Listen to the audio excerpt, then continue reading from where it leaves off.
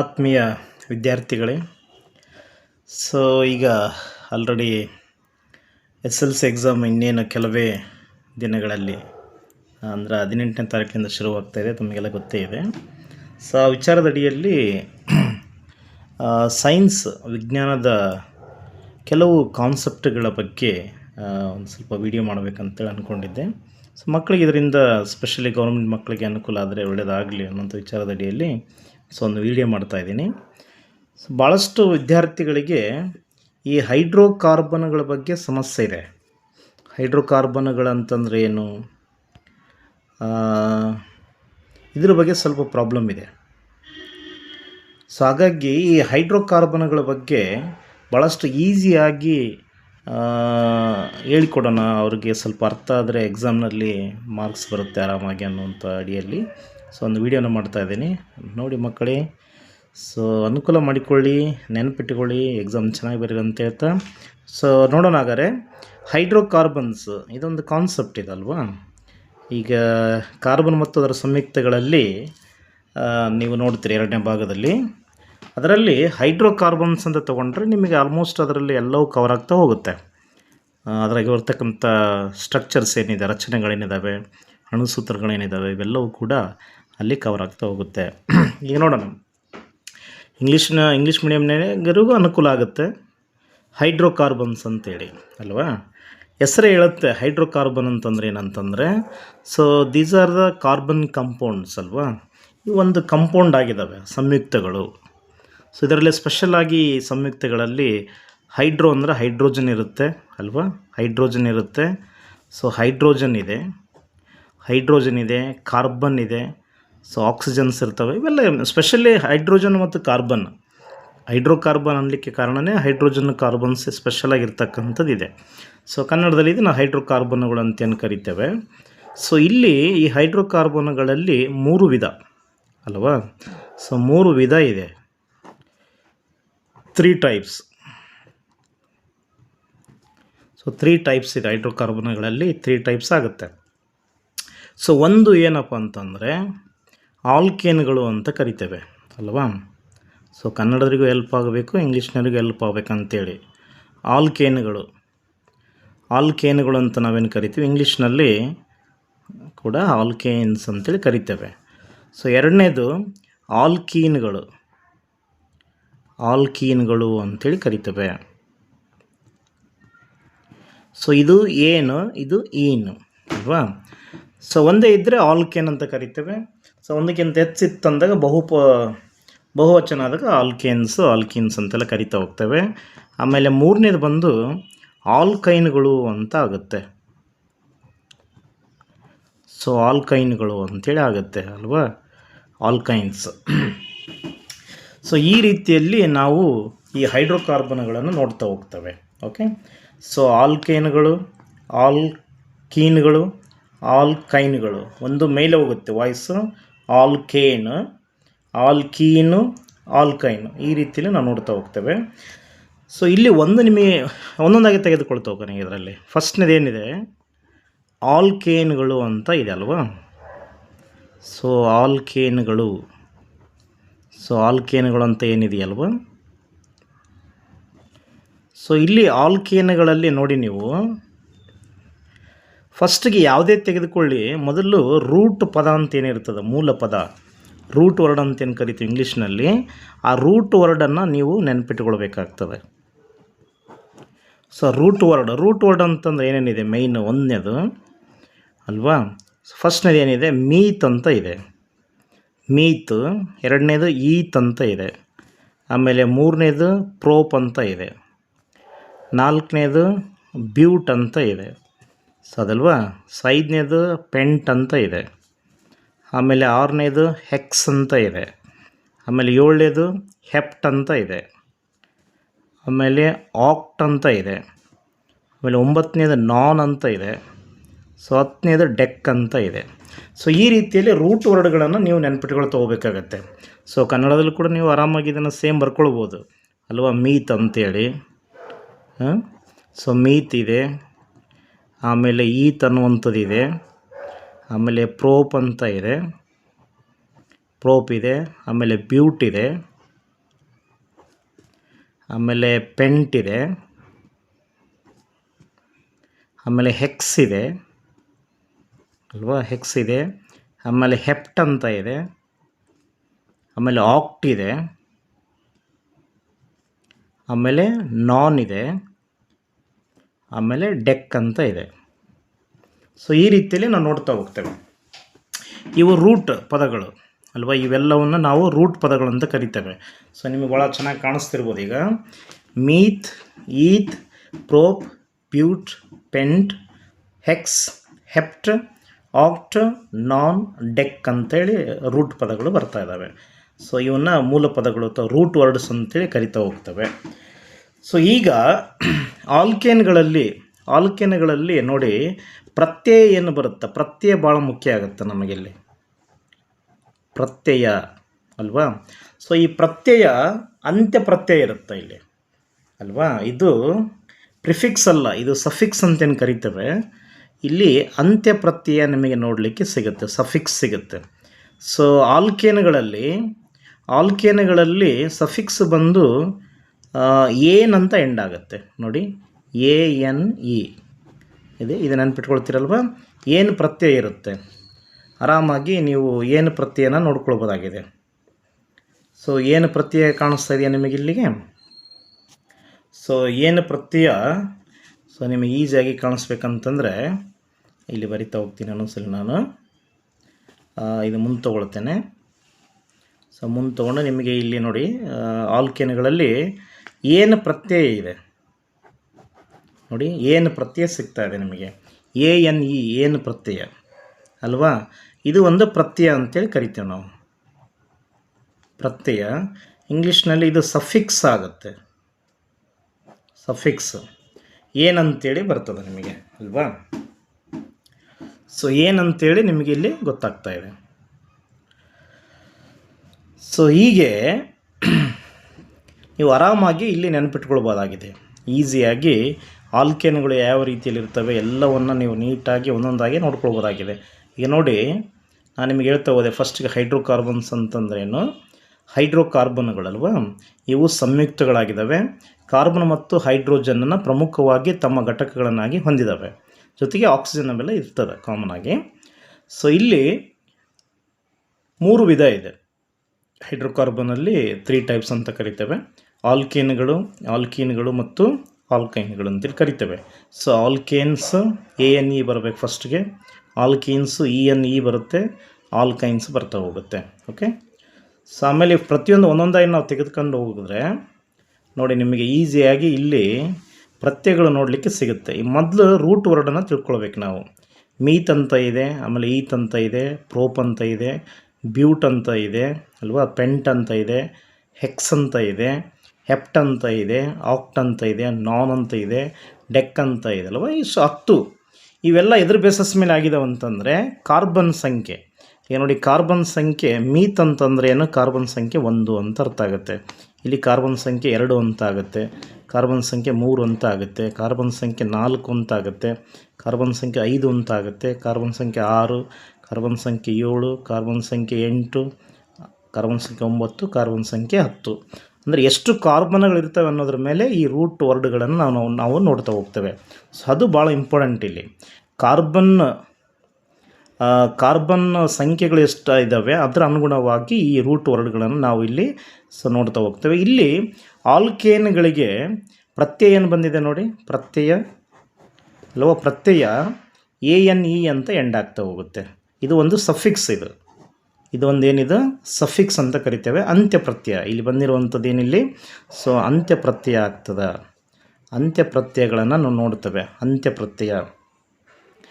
ಪ್ರತ್ಯಯವನ್ನು ನಾವು ನೋಡ್ತೇವೆ. ಸೊ ಹಾಗಾಗಿ ಈಗ ನೋಡಿ ನೆನಪಿಟ್ಕೊಳ್ಬೇಕಾಗಿರುವಂಥದ್ದು ನೀವು. ಸೊ ಇಲ್ಲಿ ಪ್ರತ್ಯಯ ANE ಬಂದಿದೆ, ANEದಲ್ಲಿ ಮೊದಲ ಅಕ್ಷರ ನೋಡಿ ಏನಿದೆ, A ಅಂತ ಇದೆಯಲ್ವಾ. ಈ A ಅಂತಂದರೆ ಇಂಗ್ಲೀಷ್ನಲ್ಲಿ ನಾವೇನು ಕರಿತೇವೆ, A ಅಂತಂದರೆ ಒಬ್ಬ ಅಥವಾ ಒಂದು ಅಂತ ಅರ್ಥ ಆಗ್ತಾ ಹೋಗುತ್ತಲ್ವಾ. A ಅಂದರೆ ಒಬ್ಬ ಅಥವಾ ಒಂದು ಅಂತೇಳಿ. ಅಥವಾ ನೀವು ಹೆಂಗೆ ನೆನಪಿಟ್ಕೊಳ್ಬೋದು, ಇಂಗ್ಲೀಷ್ ಅಕ್ಷರನಲ್ಲಿ ABCD ಏನು 26 ಅಕ್ಷರಗಳಂತ ಏನಿದಾವಲ್ಲ, ಅದರಲ್ಲಿ A ಮೊದಲನೇ ಅಕ್ಷರ ಅಲ್ವಾ, A ಅಂತಂದ್ರೆ ಮೊದಲನೇ ಅಕ್ಷರ ಅಲ್ವಾ. ಇದನ್ನು ಯಾಕೆ ಹೇಳ್ತಾ ಇದ್ದೀನಿ ಅಂತಂದರೆ ಈ ಆಲ್ಕೇನ್ಗಳಲ್ಲಿ ಆಲ್ಕೇನಗಳಲ್ಲಿ ಪ್ರಮುಖವಾಗಿ ಒಂದು ನಿಬಂಧನೆಗಳೇನಿದೆ ಅಂತಂದರೆ, ರೂಲ್ಸ್ ಏನಿದಾವೆ ಅಂತಂದರೆ, ಕಾರ್ಬನ್ ಮಧ್ಯೆ ಸಿಂಗಲ್ ಬಾಂಡ್ ಇರುತ್ತೆ ಅನ್ನುವಂಥದ್ದನ್ನು ನೀವು ನೆನಪಿಟ್ಕೊಳ್ಬೇಕಾಗತ್ತೆ. ಕಾರ್ಬನ್ ಮಧ್ಯಗಡೆ ಸಿಂಗಲ್ ಬಾಂಡ್ ಇರುತ್ತೆ. ಕಾರ್ಬನ್ ಮಧ್ಯೆ ಏನೇನಿರ್ತದೆ, ಇಲ್ಲಿ ಸಿಂಗಲ್ ಬಾಂಡ್ ಇದೆ ಅನ್ನೋವಂಥದ್ದು ನೆನಪಿಟ್ಕೊಳ್ಬೇಕು. ಕಾರ್ಬನ್ ಮಧ್ಯಗಡೆ ಸಿಂಗಲ್ ಬಾಂಡ್ ಇರ್ತದೆ. ಸೊ ಈಗ ನೋಡ್ತಾ ಹೋಗೋಣ. ಫಸ್ಟಿಗೆ ಏನಿದೆ, ಮೀತ್ ಇದೆ ಅಲ್ವಾ. ಈ ಮೀತ್ಗೆ ನಾವು ಪ್ರತ್ಯಯ ಏನು, ANE ಪ್ರತ್ಯಯ ಇದೆ. ಈ ಪ್ರತ್ಯಯವನ್ನು ಹಾಕಿದಾಗ ಏನು ಕಾಣಿಸ್ತದೆ ನಿಮಗೆ ಅಲ್ವಾ. ಈಗ ನೋಡಿ, ಮೊದಲನೇದು ನಾನು ಸಂಯುಕ್ತವನ್ನು ಬರಿತಾ ಹೋಗಿನಿ. ನಿಮಗೆ ಎಕ್ಸಾಮ್ನಾಗ ಕೇಳ್ತಾರೆ, ಹೈಡ್ರೋಕಾರ್ಬನಲ್ಲಿ ಅತ್ಯಂತ ಸರಳ ಹೈಡ್ರೋಕಾರ್ಬನ್ ಯಾವುದು ಅಂತ ಕೇಳಿದರೆ ಮೀಥೇನ್ ಅಂತ ಬರಿಬೇಕಾಗತ್ತೆ. ನೋಡಿ, ಮೀಥೇನ್ ಅಂತ ತೆಗೆದುಕೊಳ್ತಾ ಇದ್ದೇವೆ. So methane. ಸೊ ನೋಡಿ ವಿದ್ಯಾರ್ಥಿಗಳೇ, ಈಗ ಮೀಥೇನನ್ನು ಬರಿತಾ ಹೋಗ್ತಾ ಇದ್ದೀವಿ ನಾವಲ್ವಾ. ಸೊ ಮೀಥೇನ್,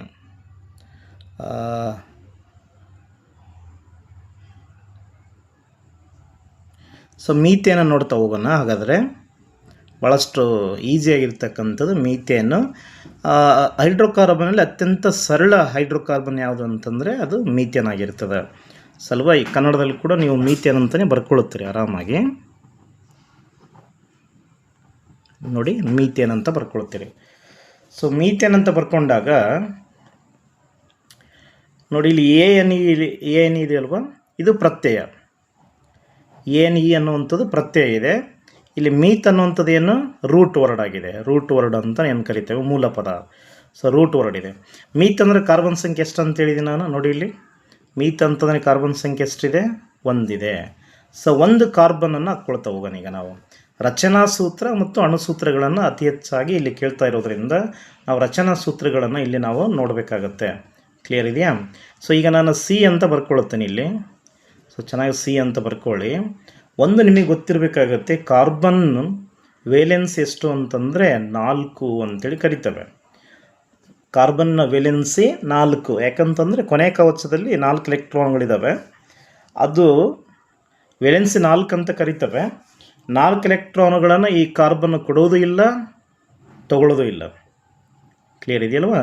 ಅಂದರೆ ನಿಮಗೆ ಎಕ್ಸಾಮ್ನಲ್ಲಿ ಇನ್ನೊಂದು ಸಲ ಭಾಳಷ್ಟು ಇಂಪಾರ್ಟೆಂಟ್ ಕ್ವಶನ್ ಏನು ಬರುತ್ತಂದರೆ, C4+ C4- ಅಂತ ಏನು ಬರುತ್ತಲ್ವ, ಕಾರ್ಬನ್ನು C4+ ಮತ್ತು C4- ಅಯಾನುಗಳನ್ನು ಉಂಟು ಮಾಡೋದಿಲ್ಲ ಏಕೆ ಅಂತೇಳಿ ಅದೊಂದು ಬರುತ್ತೆ. ಅದು ಬಂದಾಗ ನಾನು ನಿಮಗೆ ಕ್ಲಿಯರಾಗಿ ಹೇಳ್ಕೊಡ್ತೇನೆ. ಫಸ್ಟಿಗೆ ನಾವು ಈಗ ನೋಡೋಣ. ಸೊ ಕಾರ್ಬನ್ ವೇಲೆನ್ಸಿ 4 ಇರೋದ್ರಿಂದ ಇದನ್ನು ಟೆಟ್ರಾ ವೇಲೆನ್ಸಿ ಅಂತಲೂ ಕೂಡ ಕರಿತೇವೆ. ಟೆಟ್ರಾ ವೇಲೆನ್ಸಿ ಅಲ್ವಾ. ಸೊ ಟೆಟ್ರಾ ವೇಲೆನ್ಸಿ ಅಂತೇಳಿ ಕರಿತೇವೆ. ಸೊ ಇಂಗ್ಲೀಷ್ನಲ್ಲಿ ಟೆಟ್ರಾ ವೇಲೆನ್ಸಿ ಅಂತಲೇ ಕರಿತೇವೆ ಅಲ್ವಾ. ಭಾಳಷ್ಟು ಇಂಪಾರ್ಟೆಂಟ್ ಇದೆ ಟೆಟ್ರಾ ವೇಲೆನ್ಸಿ. ನೋಡಿ, ಭಾಳಷ್ಟು ಈಸಿಯಾಗಿರುವಂಥದ್ದು ಇದೆ. ಟೆಟ್ರಾ ವೇಲೆನ್ಸಿ ಅಂತೇಳಿ ಕರಿತೇವೆ. ಸೊ ಈಗ ನಾನು ಕಾರ್ಬನನ್ನು ಸ್ವಲ್ಪ ಕೆಳಗಡೆ ತೊಗೊಳ್ತೇನೆ. ಈಗ ಕಾರ್ಬನ್ಗೆ ಟೆಟ್ರಾ ವೇಲೆನ್ಸಿ ಇರೋದರಿಂದ 4 ದಿಕ್ಕಲ್ಲಿ 4 ಬಂಧಗಳನ್ನು ಏರ್ಪಡಿಸ್ತೇನೆ ನಾನು. ಇಲ್ಲಿ ಬರ್ತಕ್ಕಂಥ ಬಂಧ ಯಾವುದಿರುತ್ತಂತಂದರೆ ಕೋವ್ಯಾಲೆಂಟ್ ಬಂಧ ಅಂತ ಕರಿತೇವೆ. ಕನ್ನಡದಲ್ಲಿ ಕೋವ್ಯಾಲೆಂಟ್ ಬಂಧ ಅಂಥೇಳಿ ಕರಿತಾ ಹೋಗ್ತೇವೆ. ಕ್ಲಿಯರ್ ಇದೆಯಾ. ಕೋವ್ಯಾಲೆಂಟ್ ಬಂಧ ಅಥವಾ ಸಹವೇಲೆನ್ಸಿ ಬಂಧ ಅಂತಲೂ ಕೂಡ ಕರಿತೇವೆ. ಸಹವೇಲೆನ್ಸಿ ಬಂಧ ಅಂಥೇಳಿ ಕರಿತಾ ಹೋಗ್ತೇವೆ. ಸಹವೇಲೆನ್ಸಿ ಬಂಧ ಇರುತ್ತೆ ಇಲ್ಲಿ.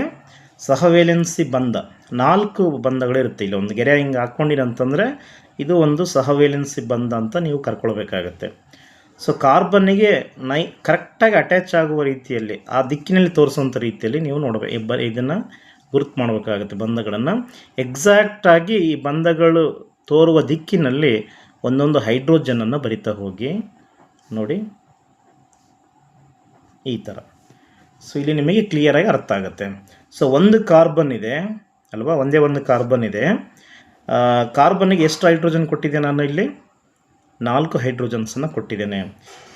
ಒಂದು ನೆನಪಿಟ್ಟುಕೊಳ್ಳಿ, ಅದಕ್ಕೆ ಹೇಳಿದ್ನಲ್ವ, ಟೆಟ್ರಾವೇಲೆನ್ಸಿ ಅಂದರೆ 4 ಕಾರ್ಬನ್ಗಳನ್ನು ಇದು ಹೈಡ್ರೋಜನನ್ನು ತೆಗೆದುಕೊಳ್ಳುವಂಥ ಸಾಮರ್ಥ್ಯ ಇದು ಹೊಂದಿದೆ. ಹಾಗಾಗಿ ಕಾರ್ಬನ್ನಿಗೆ ಒಳ್ಳೆಯ ಸ್ನೇಹಿತ ಯಾರು ಅಂತಂದರೆ ಹೈಡ್ರೋಜನ್ ಅಂತ ಹೇಳಬೇಕಾಗತ್ತೆ ಅಲ್ವಾ. ನೆನಪಿಟ್ಕೊಳ್ಳಿಕ್ಕೆ ಒಳ್ಳೆಯ ಸ್ನೇಹಿತ ಹೈಡ್ರೋಜನ್ ನಿಮಗೆ ಕಾರ್ಬನ್ನಿಗೆ. ಸೊ 4 ಹೈಡ್ರೋಜನನ್ನು ಒಂದು ಕಾರ್ಬನ್ ಹೊಂದಿರಲಿಕ್ಕೆ ಸಾಧ್ಯತೆ ಇದೆ. ಓಕೆ. ಸೊ ಇದನ್ನು ರಚನಾ ಸೂತ್ರ ಅಂತೇಳಿ ಕರಿತೇವೆ. ಈಗ ರಚನಾ ಸೂತ್ರ ಯಾರ್ದು ರಚನಾ ಸೂತ್ರ ಇದು? ಮೀಥೇನಿಂದು ಅಲ್ವಾ. ಮೀಥೇನಿನ ರಚನಾ ಸೂತ್ರ ಬರೀರಿ ಅಂತಂದರೆ CH4 ಅಂತೇಳಿ ಬರೀಬೇಕಾಗತ್ತೆ. ಸೊ ಇದ್ರದ್ದು ಅಣುಸೂತ್ರ ಏನು ಅಲ್ವಾ? ಈಗ ಅಣುಸೂತ್ರ ನೋಡಿ, ಅಣುಸೂತ್ರ ಇದೇನಾಗುತ್ತೆ, ಫಸ್ಟಿಗೆ CH ಅಂತ ಬರ್ಕೊಂಡ್ಬಿಡ್ಬೇಕು ನಾವು. CH ಅಂತೇಳಿ. C ಎಷ್ಟಿದೆ? ಒಂದೇ ಒಂದು ಕಾಣಿಸ್ತಾ ಇದೆಯಲ್ವ? ಎಷ್ಟು ಕಾಣಿಸ್ತಾ ಇದೆ ನಿಮಗೆ? C ಇಲ್ಲಿ ಒಂದೇ ಕಾಣಿಸ್ತಾ ಇದೆ. C ಹೈಡ್ರೋಜನ್ಸ್ ಎಷ್ಟು ಕಾಣಿಸ್ತಾ ಇದೆ? 1 2 3 4 ಕಾಣಿಸ್ತಾ ಇದೆ. ಸೊ CH4 ಆಗುತ್ತೆ. ಒಂದು ಬರೆದ್ರಷ್ಟೇ ಬಿಟ್ಟರಷ್ಟೇ ಆಗುತ್ತೆ. ಅದಕ್ಕಾಗಿ ನಾವು ಕೇವಲ CH4 ಅಂತೇಳಿ ಬರೀತೇವೆ. ಈ CH4 ಅನ್ನುವಂಥದ್ದು ಏನಿದೆಯಲ್ಲ, ಈ CH4 ಜಸ್ಟ್ ಈಗ ನಾವು CH4 ಅಂತೇನು ಬರಿತೀವಲ್ವ, ಈ CH4 ಅನ್ನುವಂಥದ್ದು ಮೀಥೇನಿನ ಅಣುಸೂತ್ರ ಆಗುತ್ತೆ. ಮೀಥೇನಿನ ಅಣುಸೂತ್ರ ನೋಡಿ, ಇಷ್ಟು ಸಿಂಪಲಾಗಿ ನಿಮಗೆ ಇಲ್ಲಿ ನೋಡಲಿಕ್ಕೆ ಸಿಗುತ್ತೆ. ಇಲ್ಲಿ ಕಾರ್ಬನ್ ಮತ್ತು ಹೈಡ್ರೋಜನ್ ಮಧ್ಯಗಡೆ ಬಂಧ ನೋಡಿ, ಏಕಬಂಧ ಇದೆಯಾ? ಇಲ್ಲಿ ಪ್ರತ್ಯಯ ಏನು ಬಂತು ನಿಮಗೆ? ಏನಂತ ಪ್ರತ್ಯಯ ಬಂತಲ್ವಾ? ಏನಂತ ಪ್ರತ್ಯಯ ಬಂದಿದೆ. ಸೊ ಎ ಅಂತ ಬಂದ ತಕ್ಷಣ ನಿಮಗೇನು ಅರ್ಥ ಆಗಬೇಕಿಲ್ಲಿ? ಕಾರ್ಬನ್ ಮಧ್ಯಗಡೆ ಸಿಂಗಲ್ ಬಾಂಧ ಇರುತ್ತೆ ಅನ್ನುವಂಥದ್ದು ನಿಮಗೆ ಇಲ್ಲಿ ಅರ್ಥ ಆಗಿಬಿಟ್ರೆ ಸಾಕಾಗುತ್ತೆ. ಕಾರ್ಬನ್ ಮಧ್ಯಗಡೆ ಸಿಂಗಲ್ ಬಾಂಡ್ ಇದೆ ಅನ್ನುವಂಥದ್ದು ನಿಮಗೆ ಕ್ಲಿಯರಾಗಿ ಅರ್ಥ ಆಗಬೇಕಾಗತ್ತೆ ಅಲ್ವಾ. ಕಾರ್ಬನ್ ಮಧ್ಯಗಡೆ ಸಿಂಗಲ್ ಬಾಂಡ್ ಇರುತ್ತೆ. ಸೊ ಕಾರ್ಬನ್ನು ಚತುರ್ವೇಲೆನ್ಸಿಯನ್ನು ಹೊಂದಿದೆ, ಅಂದರೆ 4 ವೇಲೆನ್ಸಿಯನ್ನು ಹೊಂದಿದೆ. ಅಂದರೆ ಅರ್ಥ ಏನು? 4 ಹೈಡ್ರೋಜನನ್ನು ಹಿಡಿದಿಟ್ಕೊಳ್ಳತಕ್ಕಂಥ ಸಾಮರ್ಥ್ಯ ಕಾರ್ಬನ್ನಿಗಿದೆ. ಈ ಬಂಧ ಏನಿದೆಯಲ್ಲ, ಕಾರ್ಬನ್ ಹೈಡ್ರೋಜನ್ ಬಂಧ ಆಗಿರಲಿ ಅಥವಾ ಕಾರ್ಬನ್ ನಡುವೆ ಇರತಕ್ಕಂಥ ಬಂಧ ಆಗಲಿ, ಇದನ್ನು ನಾವು ಕೋವ್ಯಾಲೆಂಟ್ ಬಂಧ ಅಂತೇಳಿ ಕರಿತೇವೆ ಅಥವಾ ಸಹವೇಲೆನ್ಸಿ ಬಂಧ ಅಂತೇಳಿ ಕರಿತೇವೆ. ಎಕ್ಸಾಮ್ನಲ್ಲಿ ನಿಮಗೇನಾದ್ರು ಕೇಳಿದರೆ ಈ ಮೀಥೇನಲ್ಲಿ ಎಷ್ಟು ಕೋವ್ಯಾಲೆಂಟ್ ಬಂಧಗಳಿದೆ ಅಂತ ಕೇಳಿದರೆ, ಈ ಗೆರೆಗಳು ಎಷ್ಟಿದ್ದಾವೆ ಅಷ್ಟನ್ನು ನೀವು ಎಣಿಸ್ಕೊಂತ ಹೋಗ್ಬೇಕಾದ್ರೆ ಎಷ್ಟು ಸಿಗುತ್ತೆ ನಿಮಗೆ? 1 2 3 4 ಸಿಗುತ್ತಲ್ವ. 4 ಕೋವ್ಯಾಲೆಂಟ್ ಬಂಧಗಳಿದ್ದಾವೆ ಅಥವಾ 4 ಹೈಡ್ರೋಜನ್ 4 ಸಹವೇಲೆನ್ಸಿ ಬಂಧಗಳಿದ್ದಾವೆ ಅಂತೇಳಿ ನೀವು ಆರಾಮಾಗಿ ಇಲ್ಲಿ ನೋಡ್ತಾ ಹೋಗ್ಬೋದು ಮಕ್ಕಳೇ. ಸೊ ಭಾಳಷ್ಟು ಈಸಿಯಾಗಿ ನೀವು ಇಲ್ಲಿ ಮಾಡ್ತಾ ಹೋಗ್ಬೋದಾಗಿದೆ ನೋಡಿ. ಹೈಡ್ರೋಕಾರ್ಬನ್ನಿಂದ ನಾನು ನಿಮಗೆ ತೋರಿಸ್ತಾ ಹೋಗ್ತೇನೆ. ಹೈಡ್ರೋಕಾರ್ಬನ್ಸ್ ಅಂತಂದ ಗೊತ್ತಾಯ್ತಲ್ವ, ಇವು ಸಂಯುಕ್ತಗಳು. ಹೈಡ್ರೋಕಾರ್ಬನ್ಸ್ ಅಂತಂದರೆ ಇವು ಸಂಯುಕ್ತಗಳಲ್ವ. ಈ ಸಂಯುಕ್ತಗಳಲ್ಲಿ ಪ್ರಮುಖವಾಗಿ ಯಾವ ಧಾತುಗಳಿದ್ದಾವೆ? ಪ್ರಮುಖವಾಗಿ ಕಾರ್ಬನ್ ಇದೆ ಮತ್ತು ಹೈಡ್ರೋಜನ್ ಇದೆ. ಪ್ರಮುಖವಾಗಿ ಕಾರ್ಬನ್ ಮತ್ತು ಹೈಡ್ರೋಜನ್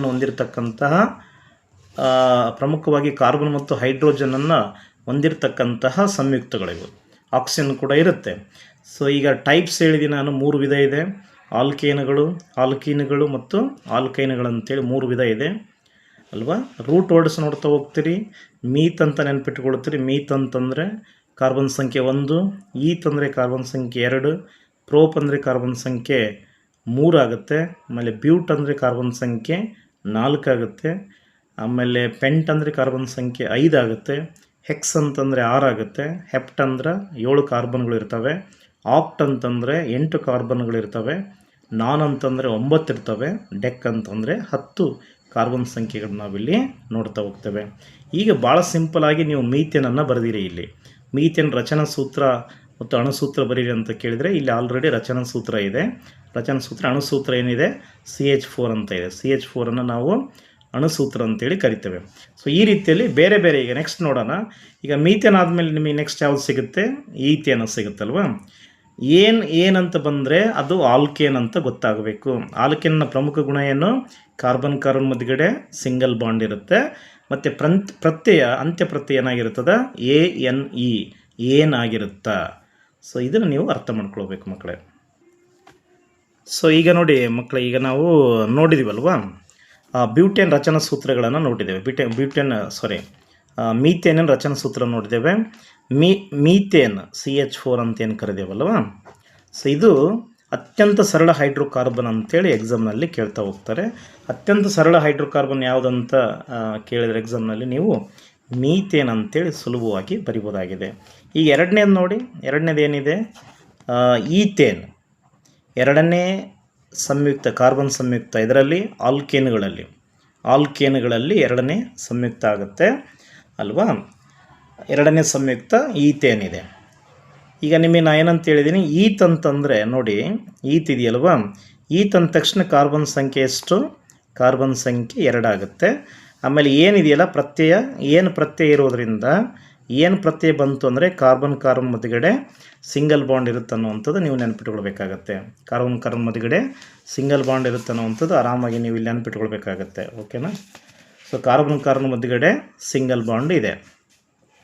ಸೊ ಇಷ್ಟು ನೀವು ನೆನಪಿಟ್ಕೊಳ್ಬೇಕಾಗತ್ತೆ. ಈಗ ಕಾರ್ಬನ್ ಮಧ್ಯಗಡೆ ಸಿಂಗಲ್ ಬಾಂಡ್ ಇರುತ್ತೆ ಮತ್ತು ಕಾರ್ಬನ್ ಇಲ್ಲಿ 2 ಇದ್ದಾವೆ. ಈಥೇನ್ ಅಂತಂದರೆ 2 ಕಾರ್ಬನ್ ಇವು ಬರುತ್ತೆ ನಿಮಗಿಲ್ಲಿ. ಓಕೆನಾ?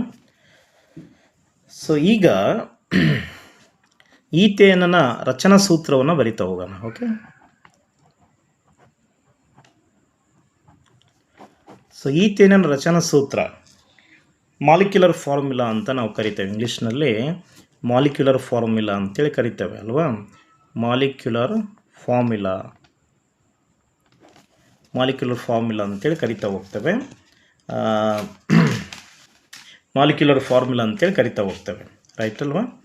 ಸೊ ರಚನಾ ಸೂತ್ರ ನೋಡ್ತಾ ಹೋಗೋಣ. ಹಾಗಾದರೆ ರಚನಾ ಸೂತ್ರ ಭಾಳ ಸರಳವಾಗಿರುವಂಥದ್ದಾಗಿದೆ. ಸೊ ಇಲ್ಲಿ ನೋಡಿ, ಈ ಕಾರ್ಬನ್ ಎಷ್ಟಿದೆ ನಾನು ಇಲ್ಲಿ ಕರೆಕ್ಟಾಗಿ ತೊಗೊಳ್ತೇನೆ. ಕಾರ್ಬನ್ ಸಂಖ್ಯೆ ಎಷ್ಟು ಅಂತೇಳಿದ್ದೀನಿ ನಾನಿಲ್ಲಿ 2 ಕಾರ್ಬನ್ ಇದೆ. ಸೊ 1 ಕಾರ್ಬನ್ನು ಮತ್ತು ಇನ್ನೊಂದು ಕಾರ್ಬನ್ನು. ಮತ್ತು ಇಲ್ಲಿ ಏನು ಪ್ರತ್ಯಯ ಇರೋದ್ರಿಂದ ಕಾರ್ಬನ್ ಕಾರ್ಬನ್ ಮಧ್ಯಗಡೆ ಏನಿರ್ತದೆ ಅಂತ ಹೇಳಿದ್ದೀನಿ, ಕಾರ್ಬನ್ ಕಾರ್ಬನ್ ಮಧ್ಯಗಡೆ ಸಿಂಗಲ್ ಬಾಂಡ್ ಇರುತ್ತಂತ ನಾನು ಹೇಳಿದ್ದೀನಿ. ಸೊ ಕಾರ್ಬನ್ ಕಾರ್ಬನ್ ಮಧ್ಯಗಡೆ ಸಿಂಗಲ್ ಬಾಂಡ್ ಇದೆ. ಸೊ ಈಗ ಕಾರ್ಬನ್ ಕಾರ್ಬನ್ ಮಧ್ಯಗಡೆ ಸಿಂಗಲ್ ಬಾಂಡ್ ಹಾಕ್ಕೊಳ್ತೀನಿ ನಾನು. ಈಗ 1 ಕಾರ್ಬನ್ಗೆ ಎಷ್ಟು ಹೈಡ್ರೋಜನ್ಸ್ ಇರುತ್ತೆ ಅಂತ ಹೇಳಿದ್ವಿ ನಾವು. 1 ಕಾರ್ಬನ್ಗೆ 4 ಹೈಡ್ರೋಜನ್ಗಳನ್ನು ನೀವು ಕೊಡಬೇಕಾಗತ್ತೆ. 1 ಕಾರ್ಬನ್ಗೆ 4 ಹೈಡ್ರೋಜನ್ಗಳನ್ನು ಕೊಡಬೇಕಾಗತ್ತೆ. ಹಾಗಾಗಿ ಈಗ ನೋಡಿ, ಇಲ್ಲಿ ನಾನು ಈಗ ಆಲ್ರೆಡಿ ಒಂದು ಇಲ್ಲಿ ಬಾಂಡ್ ಇದೆ ಅಂತಂದ್ರೆ ಅರ್ಥ ಏನು, ಒಂದು bond is equal to 2 hydrogen ಅಂತ ಅರ್ಥ ಮಾಡ್ಕೊಳ್ಬೇಕು. ಒಂದು ಬಾಂಡ್ ಅಂತಂದರೆ 2 ಹೈಡ್ರೋಜನ್ಗಳು ಅಂತೇಳಿ ನೀವು ಅರ್ಥ ಮಾಡ್ಕೊಳ್ಬೇಕಾಗತ್ತೆ ಮಕ್ಕಳೇ. ಇಲ್ಲಿ ಒಂದು ಬಾಂಡ್ ಅಂತಂದರೆ 2 ಹೈಡ್ರೋಜನ್ ಅಂತೇಳಿ ಅರ್ಥ ಆಗುತ್ತೆ. ಸೊ ಈಗ ನೋಡಿ, ಒಂದು ಬಾಂಡ್ ಅಂತಂದರೆ ಈ ಕಡೆಗೆ ಒಂದು ಹೈಡ್ರೋಜನ್ ಇದೆ ಮತ್ತು ಈ ಕಡೆಗೆ ಒಂದು ಹೈಡ್ರೋಜನ್ ಇದೆ ಅಂತ ಅರ್ಥ ಮಾಡ್ಕೊಳ್ಬೇಕು. ಸೊ ಈ ಕಡೆಗೆ ಒಂದು ಹೈಡ್ರೋಜನ್ ಇದೆ, ಈ ಕಡೆಗೆ ಒಂದು ಹೈಡ್ರೋಜನ್ ಇದೆ ಅಂತ ನೀವು ನೆನಪಿಟ್ಕೊಳ್ಬೇಕಾಗತ್ತೆ. ಸೊ ಈ ಕಡೆ ಆಲ್ರೆಡಿ ಒಂದು ಹೈಡ್ರೋಜನ್ ಇರೋದರಿಂದ ಕಾರ್ಬನ್ಗೆ 4 ಹೈಡ್ರೋಜನನ್ನು ಕೊಡ್ತಾ ಹೋಗಬೇಕಾಗತ್ತೆ. ಈ ಕಡೆಗೆ ಒಂದು ಹೈಡ್ರೋಜನ್ ಆಲ್ರೆಡಿ ಇರೋದರಿಂದ ನಾನು ಕೇವಲ 3 ದಿಕ್ಕಲ್ಲಿ ಹೈಡ್ರೋಜನ್ಸನ್ನು ಬರಿತೇನೆ. 4ನೇ ದಿಕ್ಕಲ್ಲಿ ಆಲ್ರೆಡಿ ಇದೆ ಹೈಡ್ರೋಜನ್ ಇದೆ ಅಂತ ಭಾವಿಸಿದಾಗ ನಾವು ಇಲ್ಲಿ ಬರೆಯೋಂಥ ಅವಶ್ಯಕತೆ ಇಲ್ಲ. ಸೊ ಇಲ್ಲಿ ಒಂದು ಸೇರಿ ಏನಾಗುತ್ತೆ, ಇಲ್ಲಿ 4 ಆಗುತ್ತೆ. ಟೋಟಲ್ ಆಗಿ 4 ಹೈಡ್ರೋಜನ್ನು ಒಂದು ಕಾರ್ಬನ್ಗೆ ಇಲ್ಲಿ ಸಿಗುತ್ತೆ. ಆಮೇಲೆ ಈ ಕಡೆ ಒಂದು ಹೈಡ್ರೋಜನ್ಸ್ ಇರೋದ್ರಿಂದ ಇಲ್ಲಿ ಕೂಡ ನಾನು 3 ದಿಕ್ಕಿನಲ್ಲಿ ಹೈಡ್ರೋಜನ್ಸನ್ನು ಬರಿತಾ ಹೋಗ್ತೇನೆ. ಓಕೆ, ಸೊ ಈಗ ಇದು ರಚನಾ ಸೂತ್ರ. ಇದೇನಿದು ರಚನಾ ಸೂತ್ರ ಯಾರ್ದು? ಈಥೇನಿಂದು. ಈಥೇನಿನ ರಚನಾ ಸೂತ್ರ ಬರೀರಿ ಅಂತ ಕೇಳಿದರೆ ಈ ಥರ ಬರೀಬೇಕಾಗುತ್ತೆ. ಇಲ್ಲೆಲ್ಲ ನೀವೇನು ಮಾರ್ಕ್ ಮಾಡೋಕ್ಕೆ ಹೋಗ್ಬೇಡ್ರಿ, ನಾನು ನಿಮಗೆ ಎಕ್ಸ್ಪ್ಲೇನ್ ಮಾಡಲಿಕ್ಕೆ ತೋರಿಸಿರುವಂಥದ್ದು ಅಲ್ವಾ. ಸೊ ಇನ್ನೊಂದ್ಸಲ ನಾನು ನೀಟಾಗಿ ಬರಿತಾ ಹೋದರೆ, ಸೊ ಈಗ ನೋಡಿ ಹೆಂಗೆ ಬರಿಬೋದು, ನಿಮಗೆ ಈಸಿಯಾಗಿ ಸೇಮ್ ಇದೆ. ಸೊ ಅಲ್ವಾ,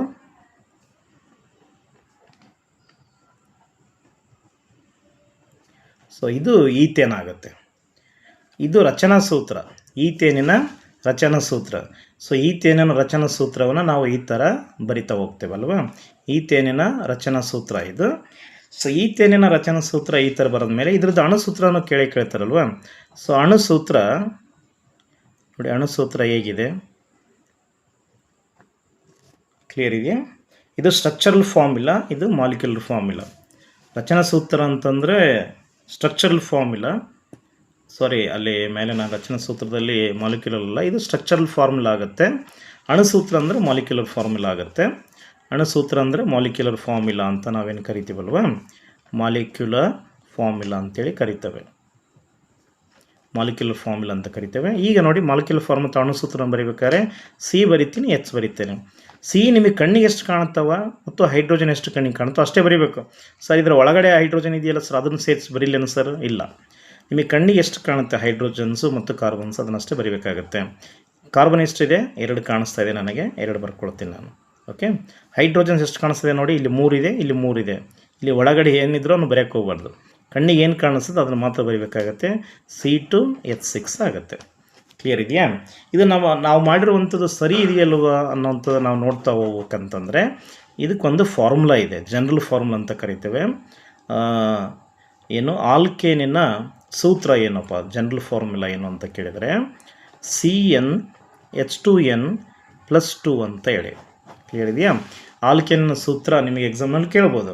CnH2n+2 ಎಲ್ಲ ಆಲ್ಕೇನ್ಗಳು ಎಲ್ಲವೂ ಕೂಡ ಏನು ಹತ್ತಿದ್ದಾವೆ ಮೀಥೇನಿಂದ ಡೆಕೇನ್ವರೆಗೂ ಎಲ್ಲವೂ ಕೂಡ ಈ ಫಾರ್ಮುಲನ್ನು ನಾವು ಫಾಲೋ ಮಾಡ್ತಾ ಇರ್ತವೆ. ಇಲ್ಲಿ ಏನು ಎನ್ ಅಂತಂದ್ರೆ ಏನು ನಂಬರ್ ಅಂತ ಅರ್ಥ. n = 1 2 3 4 ಆಗಿರಲಿ, ಹಿಂಗೆಲ್ಲ ಡ್ಯಾಶಿಂಗ್ ಎಷ್ಟಾರು ಆಗಿರ್ಬೋದಾಗಿದೆ. ಸೊ n = ಅಲ್ವಾ, 10ವರೆಗೂ ನಾವು ನಂಬರ್ ಕೊಡ್ತಾ ಹೋಗ್ತೇವೆ. n ಜಾಗದಲ್ಲಿ ನೀವು ನಂಬರ್ಸನ್ನು ಕೊಡಬೇಕು. ಈಗ ಈಥೇನ್ ಅಂತಂದರೆ ಎಷ್ಟು ಅಂತ ಹೇಳಿದ್ದೀನಿ ನಾನು. ಈತ್ ಅಂತಂದರೆ ಕಾರ್ಬನ್ ಸಂಖ್ಯೆ ಎಷ್ಟು ಹೇಳಿದ್ದೀನಲ್ವ, ಕಾರ್ಬನ್ ಸಂಖ್ಯೆ 2 ಇದೆ. ಈತ್ ಅಂದರೆ ಕಾರ್ಬನ್ ಸಂಖ್ಯೆ 2 ಅಲ್ವಾ. ಸೊ ಈಗ n ಅಂತಂದರೆ 2 ಆಗುತ್ತೆ. ಇಲ್ಲಿ ನಮಗೀಗ ಕಾರ್ಬನ್ ಈತ್ ಅಂದರೆ ಏನಾಗುತ್ತೆ, 2 ಆಗುತ್ತೆ. ಈ ಫಾರ್ಮುಲಾದಲ್ಲಿ ಎನ್ ಇದ್ದ ಜಾಗದಲ್ಲಿ 2 ಅಂತ ಹಾಕ್ಕೊಳ್ತಾ ಹೋಗಿ. ಸೊ ಈಗ ನೋಡಿ 2 × n ಅಂದರೆ 2 ಆಗುತ್ತೆ, +2 ನೆನಪಿಟ್ಕೊಳ್ಬೇಕಾಗತ್ತೆ. ನೀವು ಇಲ್ಲಿ ಎಕ್ಸ್ಟ್ರಾ 2 ಸೇರಿಸ್ಬೇಕಾಗತ್ತೆ. ಸೊ ಈಗ C2 ಇದ್ದಕ್ಕಿದ್ದಂಗೆ ಇರುತ್ತದೆ.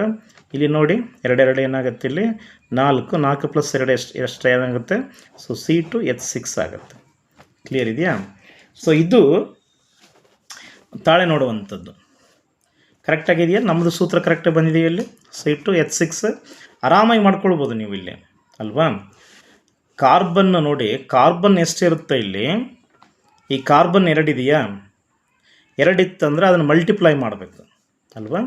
2 ಅಂತಂದರೆ ಅದನ್ನು ಮಲ್ಟಿಪ್ಲೈ ಮಾಡಿ ಡಬಲ್ ಮಾಡಿ. 2 ಎಷ್ಟಾಗುತ್ತೆ, 4 ಆಗುತ್ತೆ. 4ಕ್ಕೆ ನೀವು 2 ಸೇರಿಸ್ಬಿಟ್ರೆ ಆಟೋಮೆಟಿಕಲಿ ಹೈಡ್ರೋಜನ್ ಇಲ್ಲಿ ಸಿಗ್ತಾ ಹೋಗುತ್ತೆ. ಸೊ 2 4, ಅದಕ್ಕೆ ನೀವು ಹೈಡ್ರೋಜನನ್ನು ಸೇರಿಸ್ತಾ ಹೋಗೋದು. 2 ಸೇರಿಸ್ತಾ ಹೋದರೆ ಹೈಡ್ರೋಜನ್ ನಂಬರ್ ಸಿಗ್ತಾ ಹೋಗುತ್ತೆ. ಸೊ ಈ ರೀತಿಯಲ್ಲಿ ನೀವು ನೆನಪಿಟ್ಕೊಳ್ಬೇಕಾಗತ್ತೆ. ಸೊ ಆರಾಮಾಗಿ ಈ ರೀತಿಯಲ್ಲಿ ನೋಡ್ಬೋದಾಗಿದೆ ನೀವು.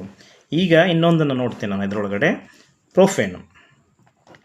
ಪ್ರೋಪೇನ್ ಅಲ್ವಾ, ಕನ್ನಡದಲ್ಲಿ ಪ್ರೋಪೇನ್ ಇದೆ. ಪ್ರೋಪೇನ್ ಅಂತ ತಕ್ಷಣ ನಿಮಗೆ ಗೊತ್ತಿರಬೇಕು, ಕಾರ್ಬನ್ ಸಂಖ್ಯೆ ಎಷ್ಟು, 3 ಇದೆ. ಕಾರ್ಬನ್ 3 ಇರಬೇಕಾಗತ್ತೆ. ಪ್ರೋಪೇನಲ್ಲಿ ಏನಿದೆ, ಕಾರ್ಬನ್ 3 ಇರಬೇಕಾಗತ್ತೆ. ಸೊ ಪ್ರತ್ಯಯ ಏನು, ANಗೆ ಪ್ರತ್ಯಯ ಕಾಮನ್ ಆಗಿದೆ. ಏನಂತ ಬಂದದಂತಂದಮೇಲೆ ಪ್ರತ್ಯಯ ಏನಂತ ಬಂದದಂತಂದಮೇಲೆ ಅರ್ಥ ಏನು, ಕಾರ್ಬನ್ ಮಧ್ಯಗಡೆ ಸಿಂಗಲ್ ಬಾಂಡ್ ಇದೆ ಅಂತ ಅರ್ಥ ಆಗುತ್ತೆ. ಕಾರ್ಬನ್ ಮಧ್ಯಗಡೆ ಸಿಂಗಲ್ ಬಾಂಡ್ ಇದೆ ಅಂತ ಅರ್ಥ ಆಗುತ್ತೆ. ಈಗ 3 ಕಾರ್ಬನ್ ಅಂತ ತೋರಿಸಿರೋದ್ರಿಂದ ನಾನು 3 ಕಾರ್ಬನ್ಗಳನ್ನು ನೀಟಾಗಿ ಹಾಕ್ಕೊಳ್ತೇನೆ. ಸೊ ಕಾರ್ಬನ್ ಮಧ್ಯಗಡೆ ಸಿಂಗಲ್ ಬಾಂಡನ್ನು ಇಲ್ಲಿ ನಾನು ಹಾಕ್ಕೊಂಡಿದ್ದೇನೆ. ನಿಮಗೆ ಒಂದು ಹೇಳಿದ್ದೀನಿ ನಾನು ಆಲ್ರೆಡಿ, ಒಂದು ಗೆರೆ ಅಥವಾ ಒಂದು ಬಾಂಡ್ ಅಂತಂದರೆ ಅದು 2 ಹೈಡ್ರೋಜನ್ ಆಗಿರುತ್ತೆ ಅನ್ನುವಂಥದ್ದು ನಿಮಗೆ ಈಗಾಗಲೇ ತಿಳಿದಿದೆ ಮಕ್ಕಳೇ.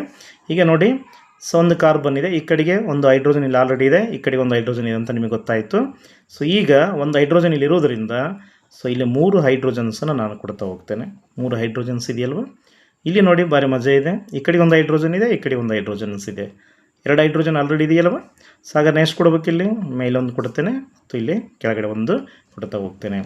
ಇಲ್ಲಿ ನೋಡಿ C ಇದೆ ಅಲ್ವಾ, ಒಂದೇ ಹೈಡ್ರೋಜನ್ ಇದೆ, 3 ಕೊಡಬೇಕಾಗತ್ತೆ. ಇಲ್ಲಿ ಕೊನೆಗೆ ಏನು ಬರ್ತಾವಲ್ವ, ಈ ಕೊನೆಯಲ್ಲಿರ್ತಕ್ಕಂಥ ಕಂಪಲ್ಸರಿ 3 ಆಗಿರ್ತವೆ ಅನ್ನುವಂಥದ್ದನ್ನು ನೀವು ನೆನಪಿಟ್ಕೊಳ್ಬೇಕಾಗತ್ತೆ. ಮಧ್ಯಗಡೆ ಅವು ಎಷ್ಟೇ ಬರಲಿ ಕಾರ್ಬನ್ನು, ಅವೆಲ್ಲದಕ್ಕೂ ನೀವು ಮೇಲೆ ಕೆಳಗಡೆ ಹೈಡ್ರೋಜನನ್ನು ಕೊಡ್ತಾ ಹೋದರೆ ಆಟೋಮೆಟಿಕಲಿ ಇದು ಕೂಡ ಸರಿಯಾಗುತ್ತೆ. ಈಗ ನೋಡಿ, ಅಣುಸೂತ್ರವನ್ನು ಬರಿತಾ ಹೋದರೆ ನೀವೇನು ಬರಿತೀರಿ, ಅಣುಸೂತ್ರವನ್ನು CH ಅಂತ ಹಾಕ್ಕೊಳ್ತೀರಿ. ಮೊದಲು C ಎಷ್ಟು ಕಾಣಿಸ್ತದೆ ನಿಮಗೆ, ಇಲ್ಲಿ C3 ಇದೆ. H ನೋಡಿ, ಕಣ್ಣು ಮುಚ್ಚಿ ನಾಲ್ಕು ಎಣಿಸೋಕೆ ಹೋಗೋದಿಲ್ಲ, ನೀವು ಎಣಿಸಿಕೊಟ್ಬೇಕಾರೆ. 3 2 6, 6 + 2 8 ಆಯಿತು ನೋಡಿ, C3H8 ಆಯಿತು. ಸೊ ಇದಕ್ಕೆ ಏನು ವ್ಯತ್ಯಾಸ ಇದೆ, ಇದು C2H6 ಆಗುತ್ತೆ, ಇದು C3H8 ಆಗುತ್ತೆ. ನೆಕ್ಸ್ಟ್ ಬ್ಯೂಟೇನ್ ಬಂದರೆ C4H10 ಆಗುತ್ತೆ. ಸೊ ಕಾರ್ಬನ್ ಎಷ್ಟಿರುತ್ತೆ ಅದಕ್ಕೆ 2 ಗುಣಿಸಿ +2 ಸೇರಿಸಿಬಿಟ್ರೆ, 2ರಿಂದ ಗುಣಿಸ್ಬೇಕು +2 ಸೇರಿಸ್ಬೇಕಾಗತ್ತೆ. ಕಾರ್ಬನ್ ಸಂಖ್ಯೆ ಎಷ್ಟೇ ಬರಲಿ, ಈಗ C4 ಬಂತಂತಂದರೆ ಬ್ಯೂಟೇನ್ ಬರಿಬೇಕಂತಂದರೆ 4ಕ್ಕೆ 2 ಗುಣಿಸಿದ್ರೆ ಏನಾಗುತ್ತೆ, 4 2 8 ಆಗುತ್ತೆ, +2 ಸೇರಿಸ್ಬೇಕಾಗತ್ತೆ. ಸೇರಿಸಿದಾಗ ಏನಾಯಿತು, ಹೈಡ್ರೋಜನ್ ಬರುತ್ತೆ. ಓಕೆ, C4H10 ಅಂತೇಳಿ ಬರುತ್ತೆ, ಅದರದ್ದು ಇದು ಬ್ಯೂಟೇನದಾಗುತ್ತೆ. ಸೊ ಈ ರೀತಿಯಲ್ಲಿ ನೀವು ಪ್ರತಿಯೊಂದನ್ನು ಕೂಡ ನೀವು ಆರಾಮಾಗಿಲ್ಲಿ ಮಾಡ್ಕೊಂಡು ಹೋಗ್ಬೋದು ಮಕ್ಕಳೇ.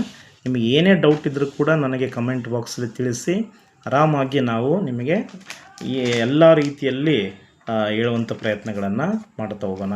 ಸೊ ಇಲ್ಲಿ ನಿಮಗೆ ಆಲ್ಮೋಸ್ಟ್ ಅರ್ಥ ಆಗಿದೆ ಅಂತ ಅಂದ್ಕೊಳ್ತೀನಿ. ಈಥೇನ್ ಬಗ್ಗೆ ಕ್ಲಿಯರಾಗಿ ಅರ್ಥ ಆಯ್ತು. ರಚನಾಸೂತ್ರ ಅಂದರೆ ಸ್ಟ್ರಕ್ಚರಲ್ ಫಾರ್ಮುಲಾ ಆಗುತ್ತೆ. ಓಕೆ, ಸೊ ಒಂದು ಕೆರೆ ಅಥವಾ ಒಂದು ಬಾಂಡ್ ಅಂದರೆ 2 ಹೈಡ್ರೋಜನ್ಸ್ ಇರುತ್ತಂತ ಅರ್ಥ ಆಯಿತು. ಓಕೆ, ಆಮೇಲೆ ಆಲ್ಕೇನ್ಗಳು ಕಾರ್ಬನ್ ಮಧ್ಯಗಡೆ ಸಿಂಗಲ್ ಬಾಂಡನ್ನು ಹೊಂದಿರ್ತಾವಂತ ಅರ್ಥ ಆಯಿತು. ಸೊ ಒಂದು ಕಾರ್ಬನ್ ಅಂದರೆ 4 ಹೈಡ್ರೋಜನ್ಗಳನ್ನು ಹಿಡಿದಿಟ್ಕೊಳ್ಳುತ್ತಂಥ ಸಾಮರ್ಥ್ಯ ಇದೆ. ಸೊ ಓಕೆ, ಎಲೆಕ್ಟ್ರಾನ್ಗಳನ್ನು ಅದು ಶೇರ್ ಮಾಡ್ಕೊಳ್ತದೆ, 4 ಎಲೆಕ್ಟ್ರಾನ್ಗಳನ್ನು ಹೈಡ್ರೋಜನ್ ಜೊತೆಗೆ ಶೇರ್ ಮಾಡ್ಕೊಳ್ತದೆ. ಕೊಡೋದು ಇಲ್ಲ, ತೊಗೊಳ್ಳೋದಿಲ್ಲ, ಬಟ್ ಇಲ್ಲಿ ಶೇರಿಂಗ್ ನಡೀತದೆ. ಓಕೆ, ಸೊ ಹಾಗಾಗಿ ಈ ಕಾರ್ಬನ್ನು C4+ ಆಗಲಿ ಅಥವಾ C4- ಅಯಾನುಗಳನ್ನು ಇದು ಉಂಟು ಮಾಡೋದಿಲ್ಲ ಅಂತ ಅರ್ಥ ಆಗುತ್ತೆ. ಸೊ ಜನರಲ್ ಫಾರ್ಮುಲಾ CnH2n+2 ಆಗಿದೆ. ಸೊ ಈ ರೀತಿಯಲ್ಲಿ ನೀವು ಆರಾಮಾಗಿ ಇಲ್ಲಿ ಸೊ ಮಾಡ್ತಾ ಹೋಗ್ಬೋದು ಮಕ್ಕಳೇ. ಸೊ ಈಸಿ ಇದೆಯಲ್ವಾ? ಆರಾಮಾಗಿ ಇಲ್ಲಿ ನೀವು ಈ ಥರ ಮಾಡ್ತಾ ಹೋಗ್ಬೋದು. ಇದು ಆಲ್ಕೆನ್ಗಳ ಬಗ್ಗೆ ಆಯಿತು. ಸೊ ಇನ್ನೊಂದು, ಸೊ ಆಲ್ರೆಡಿ ನಾವು ನೋಡಿ ಈಗ ಮೀಥೇನನ್ನು ಬರೆದಿದ್ದೇವೆ. ರಚನಾ ಸೂತ್ರ ಮತ್ತು ಅಣುಸೂತ್ರ ಆಯಿತು ಮೀಥೇನಿಂದು, ಆಮೇಲೆ ಈಥೇನಿಂದು ಆಯಿತು, ಆಮೇಲೆ ಪ್ರೋಪೇನಿಂದು ಆಯಿತು. ನೀವು ಬ್ಯೂಟೇನ್ ಬರಿಬೇಕಾದ್ರೆ ಈಸಿ ಇದೆ. ಬ್ಯೂಟೇನಿಂದ ಬರಿತಾ ಇದ್ದೀರಿ ಅಂತ ಅಂದ್ಕೊಡೋಣ ಈಗ, ಅಲ್ವಾ? ಸೊ ಬ್ಯೂಟೇನ್ ಅಲ್ವಾ? ಸೊ ಬ್ಯೂಟೇನ್ ಅಂತಂದ್ರೆ ನೋಡಿ,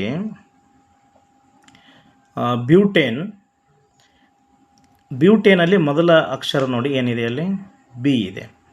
ಸೊ ಕಾರ್ಬನ್ ಸಂಖ್ಯೆ ಎಷ್ಟಿದೆಯಪ್ಪ ಅಂತ ಕೆಲವೊಂದು ಟೈಮಲ್ಲಿ ನಿಮಗೆ ಇದು ಮೇಯ್ನ್ ಗೊತ್ತಾಗಬೇಕು, ಕಾರ್ಬನ್ ಸಂಖ್ಯೆ ಎಷ್ಟಿದೆ, ಬ್ಯೂಟ್ ಅಂದರೆ ಎಷ್ಟು ಕಾರ್ಬನ್ನು ಅಂತೇಳಿ. ಈ ಬಿಯನ್ನು ನೀವು ಈ ಥರ ಬರೀರಿ, ಸ್ವಲ್ಪ ಬಿಡಿಸಿ ಬರೀರಿ ಅಲ್ವಾ? ಬಿಡಿಸಿ ಬರೆದಾಗ ನೋಡಿ 13 ಅಂತ ನಿಮಗೆ ಕಾಣಿಸ್ತಾ ಇದೆ. ಮಧ್ಯಗಡೆ ಒಂದು ಪ್ಲಸ್ ಹಾಕಿದರೆ 4 ಅಂತ ಬರ್ತಾ ಇದೆ. ಸುಮ್ಮನೆ ನೆನಪಿಡಲಿಕ್ಕೆ ನಿಮಗೊಂದು ಈ ಥರ ತೋರಿಸಿದ್ದಾನೆ ಅಲ್ವಾ?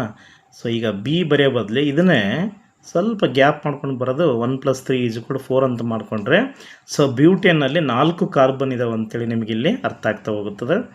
ಸೊ ಇಲ್ಲಿ ಏನಿರೋದ್ರಿಂದ ANE ಪ್ರತಿ ಅಂತಂದರೆ ಏನಾಯಿತು, ಇಲ್ಲಿ ANE ಪ್ರತಿ ಅಂದರೆ ಕಾರ್ಬನ್ ಮಧ್ಯಗಡೆ ಸಿಂಗಲ್ ಬಾಂಡ್ ಇದೆ ಅಂತೇಳಿ ಅರ್ಥ ಆಗುತ್ತೆ. ಸೊ ಈಗ ನೀವು ಆರಾಮಾಗಿ ಇಲ್ಲಿ ಸೊ ಬ್ಯೂಟೇನನ್ನು ಈಗ ಆರಾಮಾಗಿ ಇಲ್ಲಿ ನೀವು ಬರಿಬೋದಾಗಿದೆ, ರಚನಾ ಸೂತ್ರ ಬರಿಬೋದಾಗಿದೆ ಅಲ್ವಾ?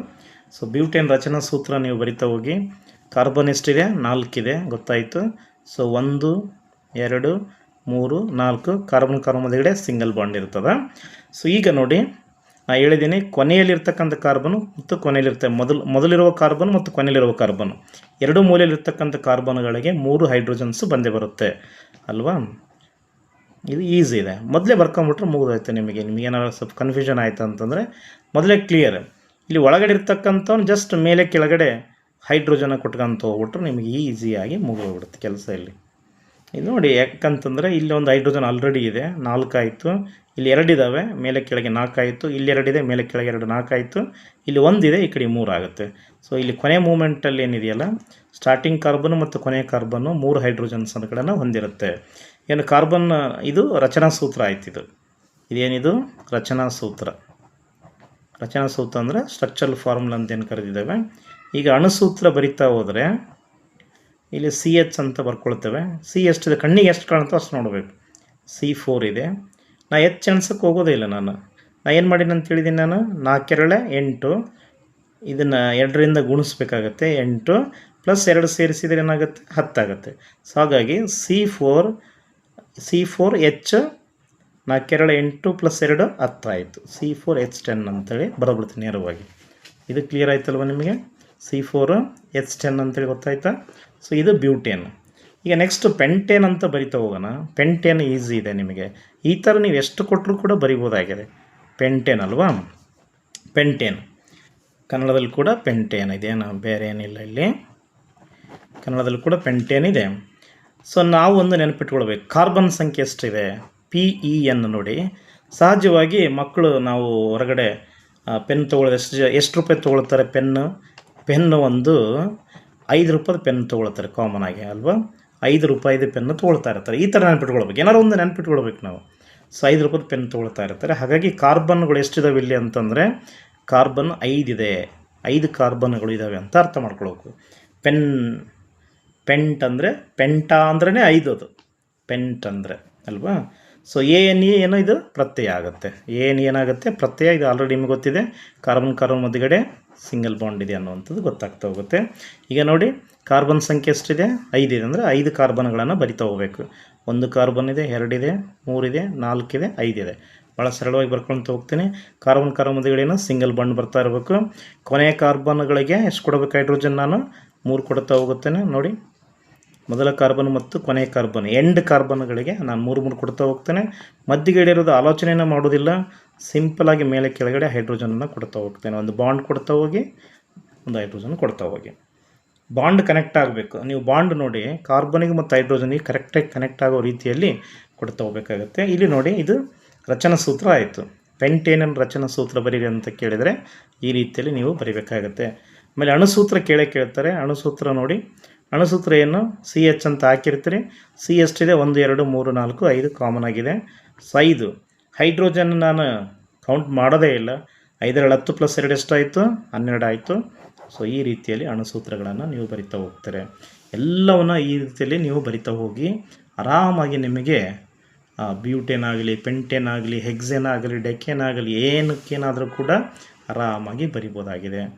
ಈಗ ಹೆಕ್ಸೇನ್ ಬಗ್ಗೆ ಬರೀತಿರಲ್ವ, ಹೆಕ್ಸೇನು ಇದು ಒಂದು ಕಮೆಂಟಲ್ಲಿ ನೀವು ಬರೆದು ತೋರಿಸಿ ನನಗೆ.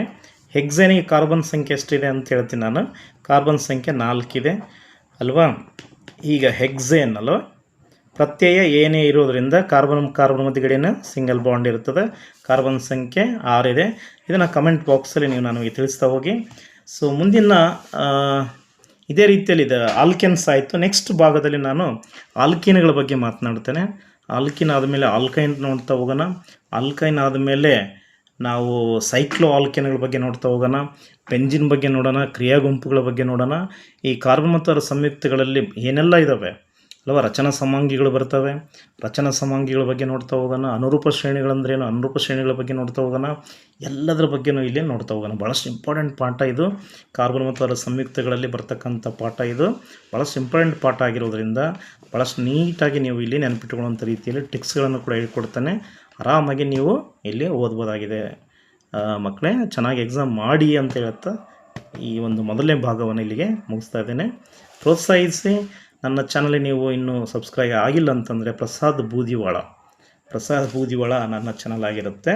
ಈ ಪ್ರಸಾದ್ ಬೂದಿವಾಳ ಅನ್ನುವಂಥ ಏನು ಚಾನಲ್ ಇದೆ, ಪ್ರಸಾದ್ ಬೂದಿವಾಳ, ಓಕೆ, ಪ್ರಸಾದ್ ಬೂದಿವಾಳ್ ಚಾನಲ್ ಏನಿದೆಯಲ್ಲ, ಈ ಚಾನಲ್ಗೆ ಸಬ್ಸ್ಕ್ರೈಬ್ ಆಗಿ ಅಲ್ವಾ, ಸಬ್ಸ್ಕ್ರೈಬ್ ಆಗಿ ಮತ್ತು ಬೆಲ್ ಬಟನನ್ನು ಒತ್ತಿ ಅಂತ ಹೇಳ್ತಾ ಸೊ ಈ ಒಂದು ವಿಡಿಯೋವನ್ನು, ಈ ಮೊದಲ ಭಾಗದ ವಿಡಿಯೋವನ್ನು ಮುಗಿಸ್ತಾ ಇದ್ದೇನೆ.